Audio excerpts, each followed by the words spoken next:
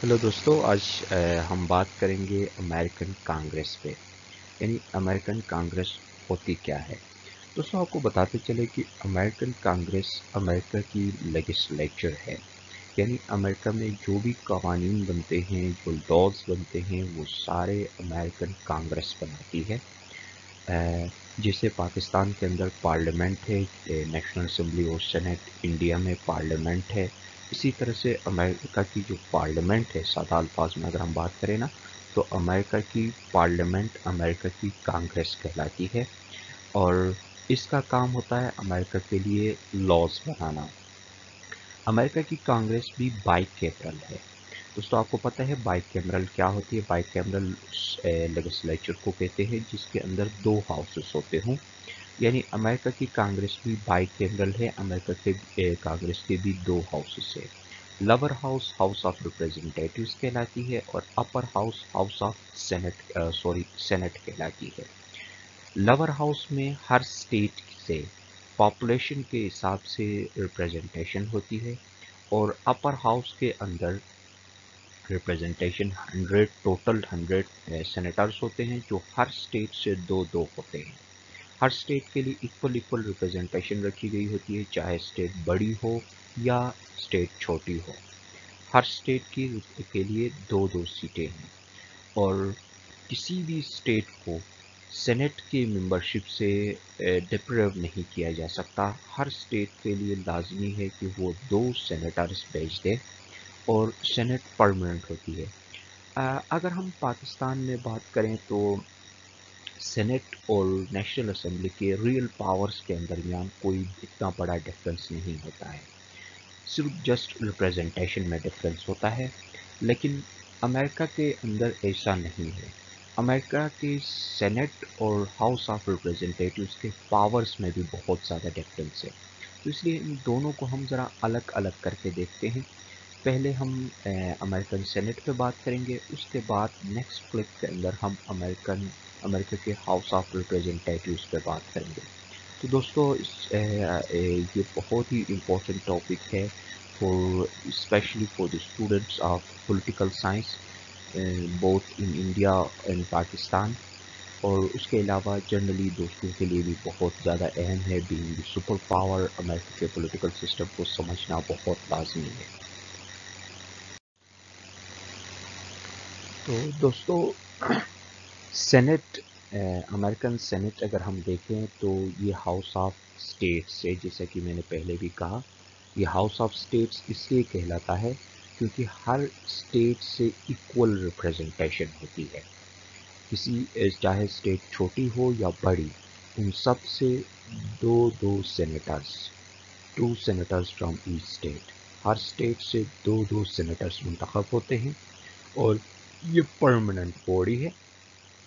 यानी ये कभी भी ऐसा नहीं होता है कि पूरा का पूरा सेनेट एक साथ खाली हो जाए, ऐसा नहीं होता है। सेनेट परमानेंटली अपना काम जारी रखती है।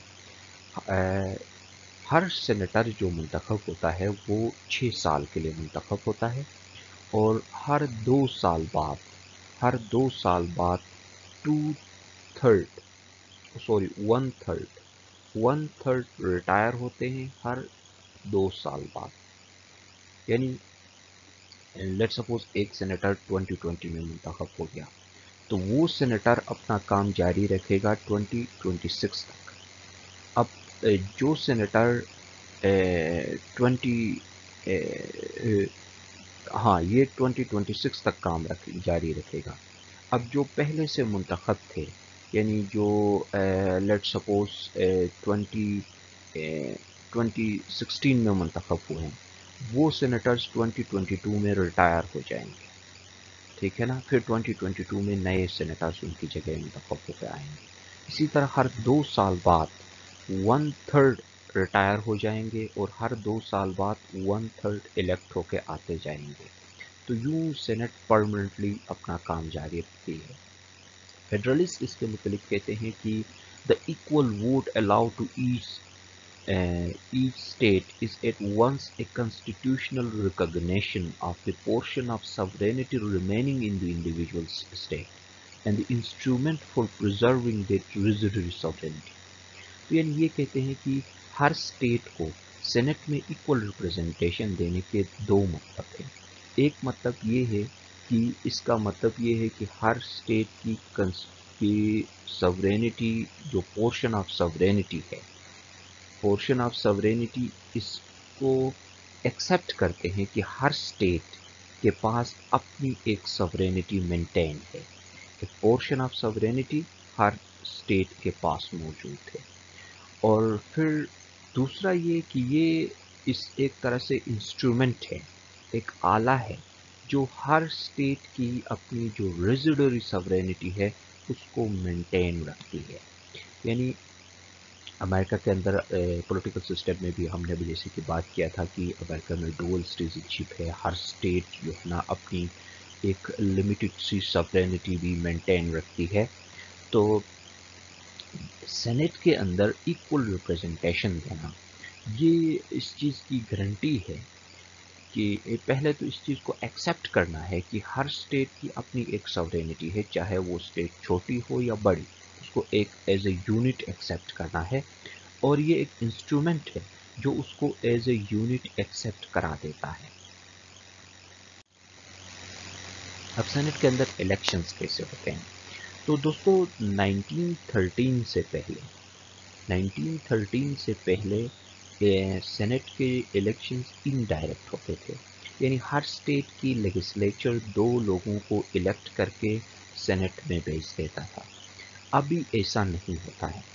1913 کو امریکہ کے دستور کے اندر 17th امینڈمنٹ پاس ہو گئی تھی، اور اس 17th امینڈمنٹ کے ذریعے یہ بات تبدیل کی گئی اور یہ چینج کر کے یہ کہا گیا کہ ہر اسٹیٹ سے سینیٹرز کا ڈائریکٹ الیکشن ہوگا۔ اب ایسا کیوں کیا گیا؟ اب ہوتے ہیں ڈائریکٹ الیکشنز۔ اب ہوا یہ کہ 1890 سے 1912 تک بہت سارے اسٹیٹس ایسے تھے جہاں سے سینیٹر الیکٹ ہی نہیں ہوتا تھا۔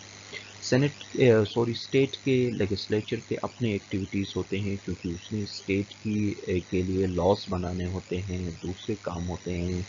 ان چیزوں کی وجہ سے سم ٹائم اسٹیٹ لیجسلیچر کے پاس اس کے مصروفیات کی وجہ سے، سم ٹائم کسی اور وجہ سے ہر اسٹیٹ سے سینیٹر الیکٹ ہو کے نہیں آتا تھا۔ 1890 سے 1912 تک تقریباً 11 اسٹیٹس ایسے تھے جن کے سینیٹر کی سیٹ ویکینٹ تھی سینٹ کے اندر۔ تو یہ سینٹ کی ایکٹیویٹیز کے اوپر ایک سوالیہ نشان بنا دیتے تھے۔ پھر گارنر ایک مشہور پولیٹیکل سائنٹسٹ یہ کہتے ہیں کہ 1890 سے 1912 تک بہت سارے امریکن ویلدی لوگوں نے اپنے پیسوں کا غلط استعمال کر کے سینٹ کی سیٹیں حاصل کیا، جو کہ لوگوں کی ٹرو ریپرزنٹیشن نہیں ہوتی تھی۔ یعنی لیٹ سپوز ایک امیر شخص ہے، اس نے کیا کیا، جو اسٹیٹ کے لیجسلیٹرز تھے ان کو کسی بھی طریقے سے برائب کر کے، کچھ بھی کر کے اپنی طرف لایا اور سینٹ کی سیٹ حاصل کیا۔ تو اس چیز کو چیک کرنے کے لیے ایک موومنٹ چلائی گئی تھی، اور اس موومنٹ کے نتیجے میں 1913 کو 17th امینڈمنٹ پاس ہو گئی تھی، اور اس امینڈمنٹ کے ذریعے سسٹم آف الیکشن جو تھا سینٹ کا، اس کو چینج کیا گیا۔ پہلے انڈائریکٹ ہوتا تھا، اس کو ابھی ڈائریکٹ الیکشن پہ لایا گیا۔ یعنی اب ہر 2 سال بعد ہر امریکن سٹیزن اپنے رسپیکٹیو اسٹیٹ کے اندر سے جو اپنے رسپیکٹیو اسٹیٹ کے جو سینیٹرس ہیں ان کے الیکشن میں ووٹ کاسٹ کرتا ہے۔ اس کے علاوہ جو اگر کوئی ویکنسی کسی ٹائم پہ ویکنٹ ہو جائے، کسی سینیٹر کے ڈیتھ کی وجہ سے، یا کسی سینیٹر کے ریزگنیشن دینے کی وجہ سے، یا کسی بھی وجہ سے اگر خالی ہو، تو بائی الیکشنز کا سسٹم موجود نہیں ہے۔ سینیٹر کے لیے بائی الیکشن نہیں ہوتی ہے، اور سینیٹر کے جو ویکنٹ اسامیاں بنتی ہیں ان کو سینٹ ایگزیکٹوز ہی نومینیٹ کر کے فل کر دیتے ہیں۔ تو اس سسٹم کے ذریعے امریکہ کے سینیٹرز کا الیکشن ہوتا ہے۔ اب کوالیفیکیشنز کیا ہونی چاہیے، یعنی کون سا شخص امریکہ کا سینیٹر بن سکتا ہے؟ اس کے لیے سب سے پہلی ریکوائرمنٹ یہ ہے کہ اس کی عمر کم سے کم 30 سال ہونا چاہیے، 30 ایئرس منیمم۔ تو 30 سال کم از کم اس کی ایج ہونی چاہیے۔ दूसरा ये कि उसको अमेरिकन सिटीजनशिप के 9 इयर्स एटलीस्ट होने चाहिए। यानी अगर वो 9 साल तक अमेरिका का सिटीजन रहा है तो फिर वो जाके अमेरिका का सेनेटर बन सकता है। उसकी सिटीजनशिप को 9 साल गुजर चुके होंगे। उसके अलावा यहाँ पे रेजिडेंशियल रिक्वायरमेंट भी होती है। रेजिडेंशियल रिक्वायरमेंट ये कि वो अपने जिस स्टेट से वो सेनेटर मुंतखब हो रहा है उसको उसी स्टेट का रेजिडेंट होना चाहिए। लेट्स सपोज अगर कोई स्टेट न्यूयॉर्क से सेनेटर मुंतखब होना चाहता तो उसको न्यूयॉर्क का ही रेजिडेंट होना चाहिए। यानी इसका जो सेनेटर होगा वो यहाँ का रेजिडेंट भी होना चाहिए। अगर यहाँ का रेजिडेंट नहीं होगा तो वो यहाँ से सेनेटर भी मुंतखब नहीं हो सकेगा। यानी न्यूयॉर्क का रेजिडेंट न्यूयॉर्क से सेनेटर मुंतखब होगा। तो इसी तरह से इसके लिए रेजिडेंशियल रिक्वायरमेंट भी है। रेजिडेंशियल रिक्वायरमेंट बाज़ कंट्रीज़ के अंदर मौजूद नहीं होती है। मिसाल के इसके अलावा इंडिया के अंदर इंडिया का जो अपर हाउस है राज्यसभा उसके लिए रेजिडेंशियल रिक्वायरमेंट नहीं है, जबकि अमेरिका के अंदर इसकी रेजिडेंशियल रिक्वायरमेंट मौजूद है। यानी उसी स्टेट का ही रेजिडेंट उस स्टेट का सेनेटर मुंतखब हो सकता है। अब सेनेट के सेशन को प्रिजाइड कौन करता है? सेनेट के सेशन को वाइस प्रेसिडेंट जो भी होगा वो सेनेट के सेशंस को प्रिजाइड करेगा। अब जैसे रिसेंटली कामेला हारिस एक खातून वाइस प्रेसिडेंट मुंतखब हो गई है तो ये अमेरिका के सेनेट के सेशंस को प्रिजाइड भी करेगी। उसके अलावा जैसे कि आपको पता है, एक बात यहाँ बताते चले कि वाइस प्रेसिडेंट का भी डायरेक्ट इलेक्शन होता है। तो एक डायरेक्टली इलेक्टेड ऑफिस ही उस सेशन को प्रिसाइड करता है। उसके अलावा वाइस प्रेसिडेंट जो कि प्रेसिडेंट ऑफ सेनेट भी होता है या स्पीकर के तौर पर रोल अदा करता है, उसके एब्सेंस में काम करने के लिए एक उसके असिस्टेंट की तरह आप कह सकते हो मुंतखब होता है, जिसे इनडायरेक्टली सेनेटर्स खुद मुंतखब करते हैं, जिसे प्रेसिडेंट प्रो टेम्परी कहते हैं। President pro temporary vice president के एब्सेंस में सेनेट के सेशंस को प्रिजाइड करता है। जिस तरह से स्पीकर सेशन को प्रिजाइड करता है, सेम इसी तरीके से सेनेट का प्रेसिडेंट भी जो है ना सेशन को प्रिजाइड करता है।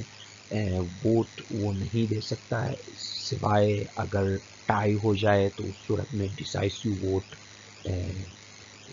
प्रेसिडेंट का होता है, अदरवाइज प्रेसिडेंट वोट नहीं करता है। अब ये काम किस तरह करते हैं? तो काम करने के लिए इनके अपनी कमेटीज़ बनी होती हैं। हर अहम शोबे के ऊपर एक अलग कमेटी बनी होती है। मिसाल के तौर पे फाइनेंस की एक कमेटी है, फॉरेन अफेयर्स की है, इंटर स्टेट कॉमर्स की है, जुडिशरी की है। तो इस तरह से कमेटीज़ बनी हुई हैं। ये कमेटीज़ अपने अपने रिस्पेक्टिव जॉर्जन के अंदर काम करते हैं। मिसाल के तौर पे फाइनेंस से रिलेटेड, मनी से रिलेटेड जो भी काम है वो फाइनेंस की कमेटी करती है और फिर वो बिल तैयार करती है जिसके ऊपर लेजिस्लेशन होती है। फॉरेन अफेयर्स से जो भी मामलात हैं उस पर फॉरेन अफेयर्स की कमेटी बिल तैयार करती है।